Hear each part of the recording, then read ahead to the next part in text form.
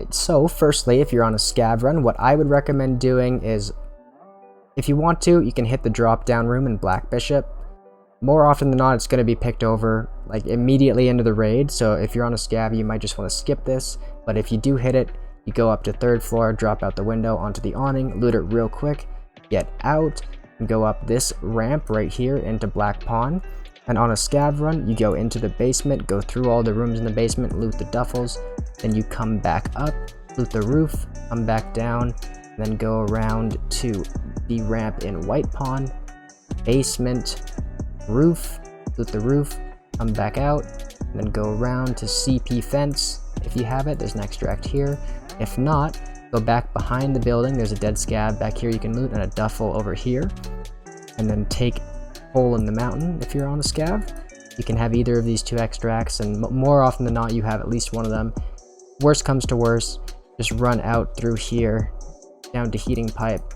There's no shot that you won't have at least one of those 3 extracts on a scav. That's the run, real quick, real simple, a 7-minute process if you get a good spawn for it. And you can make like, I've had raids where I've made like 1.5 million on a scav run, these lucky spawns. Alright, now, if you're on a PMC, you do it a little bit differently. You can hit the drop down room absolutely if you get a close spawn. If you don't, you could just ignore it because you might die there, it's pretty high traffic. But then you just run into the basement of this building, loot the basement, and then I wrap back around and I hit the ORB keys on this side of the building. And then I loot the roof on PMCs. You can do it on scavs too, but the roofs have pretty good attachments and stuff, but they get picked over pretty quick. Then you come back down this side, do the same thing in this building, loot the basement, come back up, loot the roof, run down, loot the ORB keys on the way down, and then you run out here, up this hill. And if you have the Red Rebel, take the Red Rebel exit. Absolutely, it's great. After 2 of these runs on your PMC, you should have enough money to barter for the Red Rebel. However, if you don't, this building right here, there's a door right where that's pointed. You go down here and there's a tunnel that takes you all the way down to D2. And I guess you pray you don't get camped.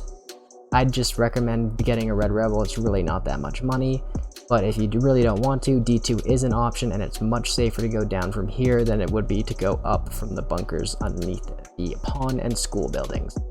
So I hope this helps you guys out. If it does, leave a like on the video, and now let's get into the actual runs.